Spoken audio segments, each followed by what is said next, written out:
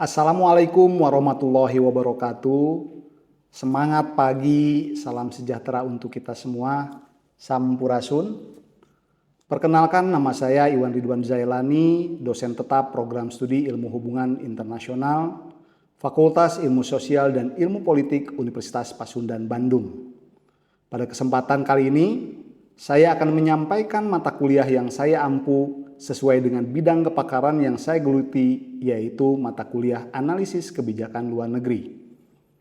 Mata kuliah ini ditujukan untuk mahasiswa program studi Ilmu Hubungan Internasional di semester 7 dengan bobot 3 SKS yang diselenggarakan sebanyak 16 kali tatap muka dengan 14 kali pertemuan materi dan 2 kali untuk ujian tengah semester dan ujian akhir semester.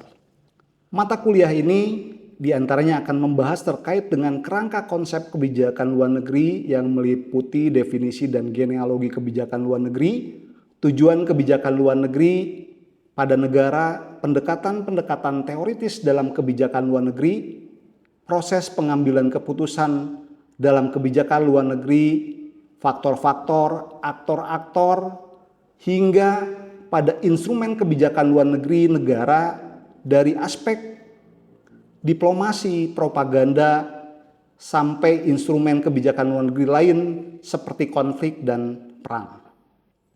Tidak hanya dalam kerangka teoritis dan dialektik, dalam mata kuliah ini juga mahasiswa akan dibekali bagaimana mereka bisa membuat policy brief yang kemudian akan dipresentasikan di depan kelas bersama mahasiswa yang lainnya. Adapun capaian profil lulusan program studi dalam mata kuliah ini meliputi CPL 6, CPL 7, dan CPL 8 yang telah tertuang dalam RPS dan telah divalidasi oleh program studi serta unit pengendali mutu program studi. Adapun terkait dengan CPMK yang diharapkan antara lain CPMK 1, mahasiswa mampu menganalisis dinamika politik luar negeri sesuai dengan kaidah keilmuan hubungan internasional. CPMK 2, mahasiswa memiliki keterampilan dalam menggunakan konsep dan teori ilmu hubungan internasional dalam upaya pemecahan permasalahan terkait kebijakan luar negeri pada negara.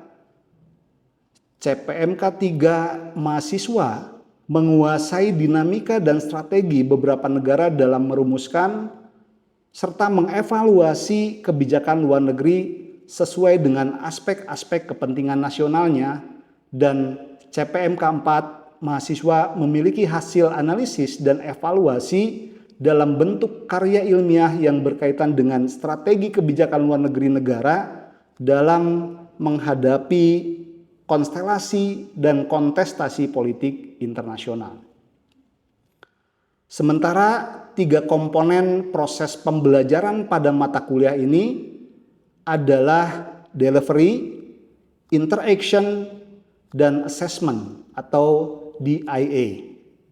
Untuk delivery, saya memberikan RPS dan materi yang dapat diunduh dalam laman Edlink, dan presentasi yang dilakukan langsung tatap muka untuk mendukung pemahaman mahasiswa. Materi yang saya sampaikan didukung juga oleh beberapa media pembelajaran berupa video-video dan yang lainnya.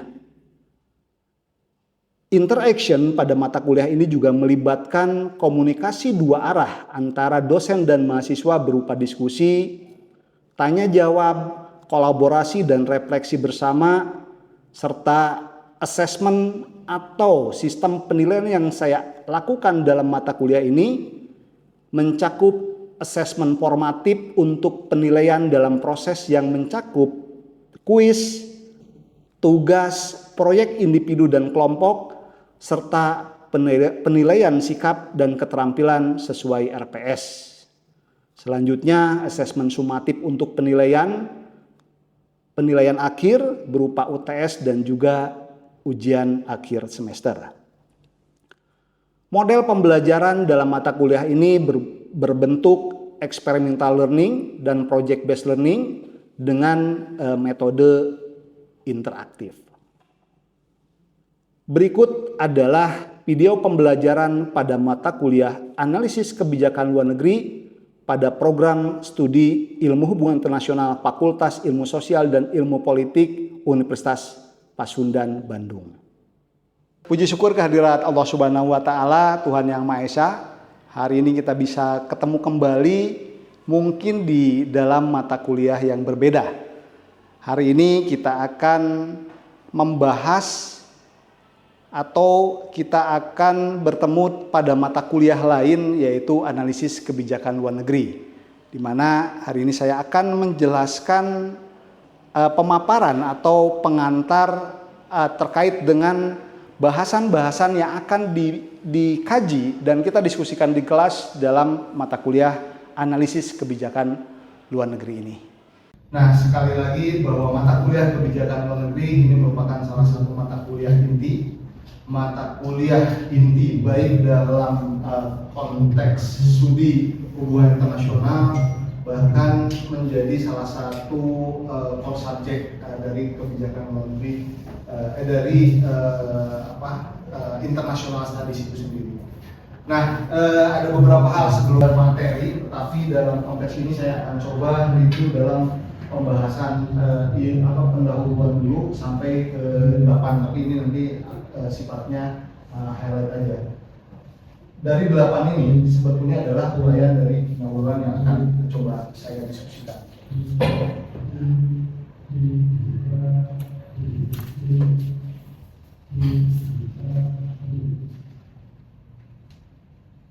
Ini beberapa hal sempat saya singgung, pernah mungkin juga disinggung, bahwasanya berkaitan dengan kebijakan luar negeri atau analisa kebijakan luar negeri, kita akan membicarakan terkait dengan konsepsi atau definisi konsep kebijakan luar negeri. Ini menjadi satu bekal bagaimana ketika kita akan mendiskusikan, menganalisa dan memahami kebijakan luar negeri, tentu harus diawali oleh sebuah makna definisi. Kemudian kebijakan luar negeri dan teori-teorinya, kemudian juga proses pengambilan keputusan kebijakan luar negeri yang tentunya dalam konsepsi atau yang sudah beberapa pelaksanaan presentasi dalam bentuk policy brief. Nah, ini ada dalam ruang-ruang seperti ini. Mungkin nanti ada salah satu pertanyaan di dalam ujian akhir semester terkait dengan kenapa setiap aktivitas hubungan internasional mayoritas atau selalu berhubungan dengan kebijakan luar negeri. Itu nanti ada analisa seperti itu. Kemudian faktor determinan kebijakan luar negeri atau faktor penentu dalam konteks kebijakan luar negeri, kira-kira apa saja proses pengambilan keputusan dalam kebijakan luar negeri beserta aktor, apakah birokrasi, kelompok kepentingan sampai kepada media. Terlebih dalam konteks saat ini, media memberikan semacam trigger atau pendorong yang sangat penting. Kemudian preferensi kebijakan luar negeri. Nah, di sini menjadi salah satu hal yang menarik sebetulnya dalam kebijakan luar negeri. Artinya ketika kita berbicara masalah preference, itu ada pilihan-pilihan, ya. Ada pilihan-pilihan, dan dalam konsepsi kebijakan luar negeri, kira-kira pilihan mana yang paling tepat, kira-kira pilihan mana yang memungkinkan dan tentunya sesuai dengan kepentingan nasional itu sendiri. Kemudian instrumen kebijakan luar negeri dalam ruang diplomasi, propaganda, kemudian juga ekonomi metode atau economic method, seperti halnya misalnya dalam konsepsi kebijakan luar negeri itu seringkali mungkin teman-teman mendengar terkait dengan foreign direct investment, kemudian atau bantuan luar negeri, atau utang luar negeri, dan atau bantuan pembangunan yang memiliki terminologi yang mirip, namun seringkali karena motif politik bahasa-bahasa itu tentu dibedakan dalam ruang dan waktu. Misalnya foreign direct investment, Jepang nggak mau. Jepang itu tidak mau, atau Jepang sebagai negara donor seringkali tidak mau untuk membahasakan itu sebagai FDI, misalnya lebih kepada ODA, Official Development Assistance. Ini juga nanti di sini. Kemudian instrumen kebijakan luar negeri sampai kepada yang bersifat hard politik atau hard power, yaitu misalnya perang dan konflik. Nanti uraiannya ada di masing-masing tadi poin-poin slide-nya ya. Nanti akan saya share, termasuk juga rencana dari ujian akhir semester. Ini sebetulnya di sini kita lihat definisi konsep kebijakan luar negeri, definisi kebijakan luar negeri, tujuan negeri, tujuan negara, atau misalnya di sini terkait dengan negara. Artinya bahwa ya dalam hal ini negara yang dominan memiliki aspek foreign policy objectives atau tujuan kebijakan luar negeri. Misalnya terkait definisi dan aspek fundamental dalam kebijakan luar negeri itu perlu apa yang kita perkuat dalam pemahaman ini. Kemudian kebijakan luar negeri dan pendekatan teori. Nah, di sini jadi biar terpetakan mana yang sifatnya traditional approach, kemudian behavioral approach sampai contemporary approach atau pendekatan-pendekatan yang tradisional mana, kemudian pendekatan behavioral mana sampai kepada pendekatan kontemporer. Artinya apa? Artinya tidak semua aspek bisa dijelaskan, mungkin tidak bisa semua aspek bisa dijelaskan oleh pendekatan tertentu. Sehingga yang ingin saya katakan adalah pendekatan yang tepat, yang mana yang tepat untuk memahami sebuah fenomena, termasuk hubungannya. Sebetulnya saya ingin tanya pada saat teman-teman presentasi itu lebih kepada aspek pendekatan mana yang kalian lihat atau teman-teman melihat pada fenomena yang dibahas tadi itu menggunakan pendekatan yang mana gitu ya. Nah, itu adalah bisa kita lihat dalam konsepsi pendekatan dan teori. Kemudian ini proses pengambilan keputusan kebijakan luar negeri ya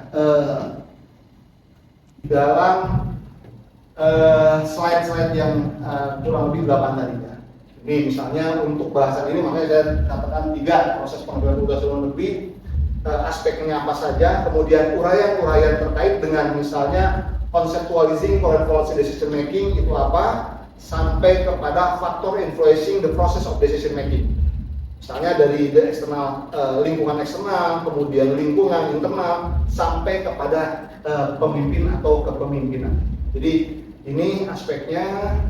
Kemudian faktor determining foreign policy, ini faktornya apa dan eksternal faktornya seperti apa. Di samping itu juga ini relatif juga lebih kompleks, ya, relatif lebih kompleks. Misalnya decision making process in foreign policy and substantive actor, birokrasi, interest group, pressure group, public opinion, and media. Namun akan memposisikan atau akan ada pada posisi yang mana? Misalnya, apakah sebagai birokrasi dalam penentu kebijakan luar negeri, apakah sebagai interest group, kelompok kepentingan, apakah sebagai pressure group, kelompok penekan, sampai kepada media.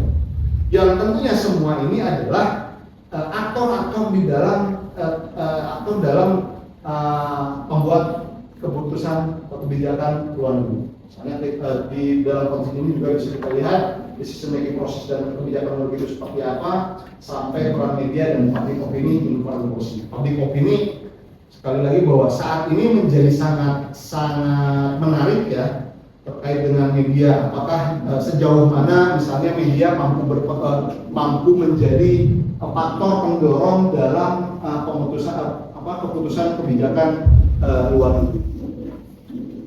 Kemudian di sini juga, nah ini foreign policy preference of states. Nah ini terminologinya sekali lagi akan disampaikan di slide yang secara komprehensif.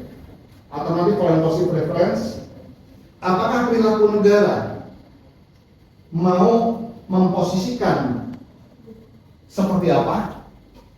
Tentunya ini kita perlu lihat dalam konsepsi dan relevansinya saat ini. Isolationism internationalism, alliance and balancing, neutrality, hard power versus soft power. Jadi ini juga tentu perlu dilihat dalam konteks saat ini. Kira-kira apakah mungkin misalnya negara memilih untuk isolasi? Apakah mungkin negara memilih untuk tidak terlibat dalam ruang-ruang internasional, misalnya dalam ruang internasional nggak mau bergaul dan lain sebagainya. Nah, ini juga tentu bisa dilihat sebagai keputusan kebijakan luar negeri melalui misalnya pilihan-pilihan tadi, preference of states. Negara itu mempunyai preferensinya seperti apa sih gitu. Masih sejarah diplomasi nanti di sana ada sedikit gambaran. Kemudian pengembangan varian dari diplomasi. Diplomasi itu mungkin varian dari diplomasi itu misalnya 9 varian diplomasi, misalnya dari mulai diplomasi budaya sampai diplomasi publik dan lain sebagainya. Ini tentu secara historis berbeda dalam perang dagang. Nah, dalam konsepsi ini kita bisa lihat adalah antara Amerika Serikat dan China.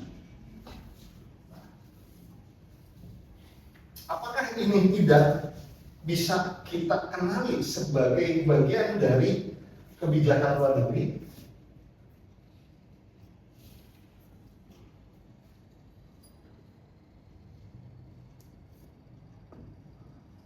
Nanti bisa kita uraikan atau teman-teman mungkin bisa elaborasi. Oh, aspek A ini sangat kental dengan kebijakan luar negeri. Kemudian aspek B misalnya di sini. Ini adalah aspek yang tentunya dalam konsepsi ini kita mengenal sekali. Saat ini adalah terkait dengan perang dagang ya, perang dagang, kemudian perang tarif atau perang tarif misalnya. Apakah nanti akan berujung kepada war, konflik misalnya?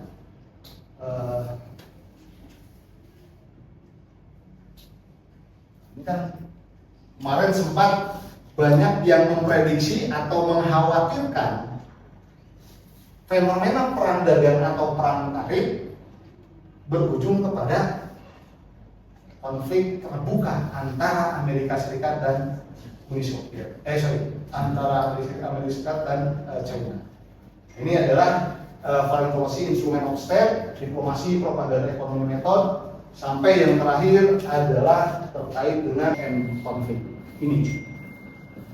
Mulai dalam pembahasan ini secara elaboratif di slide 8 nanti akan diuraikan sebetulnya dari mulai definisi konsep of war, tipe types of war and conflict atau perang dan konflik, sampai kepada positioning dari UN atau PBB dan penggunaan kekuatan atau perannya, misalnya sampai kepada sejauh mana persoalan-persoalan ini bisa melihat fungsi PBB untuk saat ini. Apakah ke aspek reformasi PBB atau seperti apa? Artinya misalnya wacana atau rencana atau tekanan terhadap reformasi PBB karena PBB dinilai tidak mampu untuk menyelesaikan berbagai macam persoalan-persoalan yang ada. Ya, baik saudara-saudara, itu saja yang mungkin bisa saya sampaikan. Kurang lebihnya mohon maaf, semoga bermanfaat. Insya Allah kita ketemu lagi di minggu depan pada pembahasan terkait dengan konsepsi dari kebijakan luar negeri. Sekali lagi, terima kasih. Assalamualaikum warahmatullahi wabarakatuh. Sekian video rekaman proses pembelajaran untuk mata kuliah analisis kebijakan luar negeri pada program studi Ilmu Hubungan Internasional Fakultas Ilmu Sosial dan Ilmu Politik Universitas Pasundan Bandung. Video ini digunakan sebagai salah satu syarat penyusunan dokumen pernyataan diri dosen dalam unjuk kerja Tridharma Perguruan Tinggi atau PDD UKT PT 2025. Semoga video ini bisa bermanfaat dan menjadi bahan pertimbangan yang baik dalam proses penilaian sertifikasi dosen gelombang 1 tahun 2025. Akhir kata, saya ucapkan terima kasih. Wabillahi taufiq wal hidayah. Wassalamualaikum warahmatullahi wabarakatuh.